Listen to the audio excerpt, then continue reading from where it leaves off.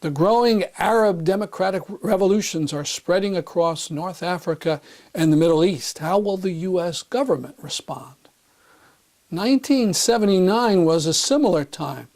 Then the people of Iran were trying to overthrow their dictator, the Shah, whose secret police and army took a frightful revenge on them in blood and torture.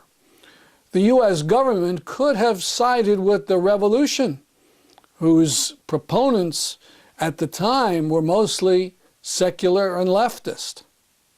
But Jimmy Carter, who was president, he talks about it in his White House diary book. Unfortunately, he listened to the standard State Department blather that talked about staying loyal to your allies. The Shah of Iran was put into power by the U.S. CIA when it overthrew democracy in the early 1950s. The Shah was just a puffed-up puppet, but Carter stood with him to the bitter end. The left forces by that time were weakened, and Khomeini and his fanatics swept into power. Now we have a similar time. The people are in the streets risking everything.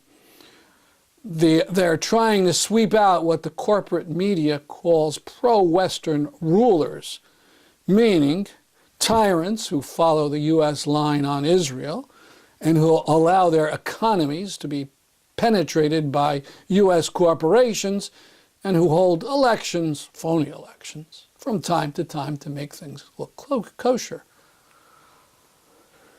When communist countries held elections and had 90% voting for the ruling Communist Party, our politicians howled. But what about now? Take Egypt for an example. In his last election, Hosni Mubarak, who's been running that country since 1981, he won his election with a tidy 90% of the vote. And just recently, they had a parliamentary election, and his party did even better, 97% of the vote. But where did President Obama go to give his New Beginnings speech to the Arab world? He went to Cairo, Egypt, right into the heart of darkness. So I don't have a lot of hope that President Obama and Hillary Clinton have learned from Carter's blunder. They've been bleating about reform and the need to avoid violence. But who starts the violence? Everybody knows it's the police and army that beat protesters who are unarmed.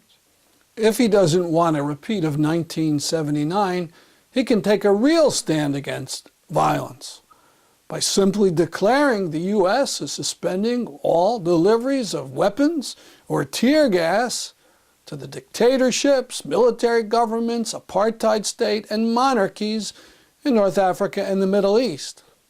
That would be enormous help to the democratic movement.